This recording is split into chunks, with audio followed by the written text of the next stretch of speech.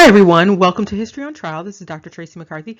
We are going to be talking for a moment about phenotypes, and what we're going to be doing is looking at some depictions from a book from 1939 known as Races of Europe. This book attempts to scientifically define race, and there are depictions in the book that exemplify different groups of people according to this particular author.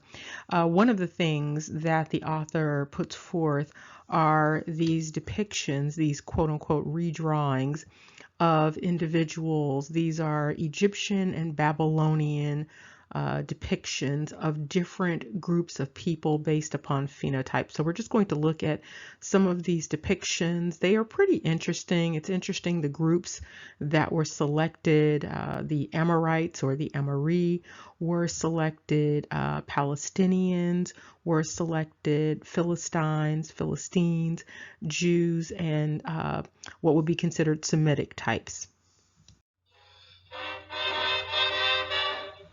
Now, the author goes to great lengths to engage in this scientific investigation of quote-unquote race.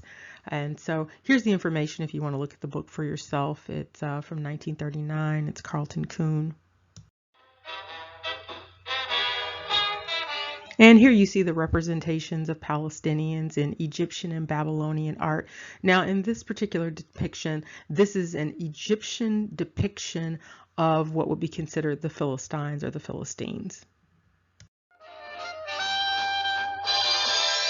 And here we have another Egyptian depiction. Now, this is an Egyptian art depiction, and this is a redrawing of what has already been depicted.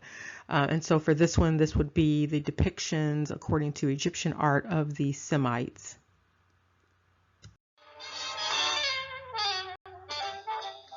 And here you have two depictions for figure 35 and 36. So 35 is supposed to be a Babylonian depiction of Jews, and then the figure 36 is an Egyptian depiction of Amorites or Amori or Amori.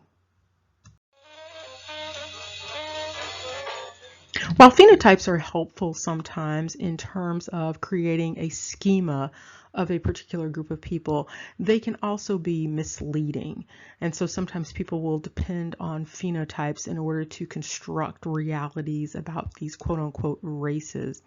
And there will usually be some error there because you always have these outliers no matter what you come up with in terms of these racial parameters. The other thing to consider is this, is that race has not always been understood the way it's understood today by many people. Race historically was thought of as your family. And so your race would be sort of your extended family, but it was really based upon ancestry and nationality versus this idea of phenotype.